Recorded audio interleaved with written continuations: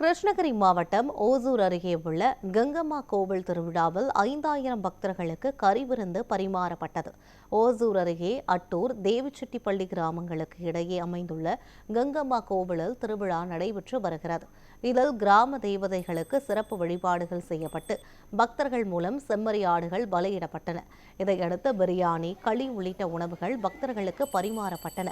ஆட்டூர், தேவிச்செட்டிப்பள்ளி கிராமத்தை சுற்றியுள்ள மக்கள் மற்றும் ஆந்திரா, கர்நாடகா மாநிலங்களை சேர்ந்தோர் உட்பட 5000த்திற்கும் மேற்பட்ட பக்தர்கள் கறி விருந்தில் பங்கேற்றனர்.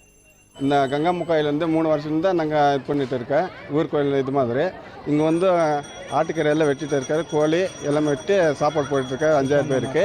இந்த கோயில் இந்த தர்மகர்த்தா முனியப்பா.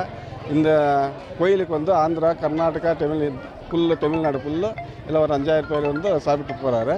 இந்த இதில் நம்ம சுற்றுப்பக்கம் கிராம இது எல்லாமே பசங்களும் மாமா, அப்பா, தாத்தா எல்லாம் கிராம தேவத்தை எடுத்து எல்லோரும் பூஜை பண்ணி எல்லாம் பண்ணிட்டு இருக்கு. இந்த மாதிரி கோயிலில் திருவிழா மாதிரி இது பண்ணிட்டு இருக்கேங்க சார்.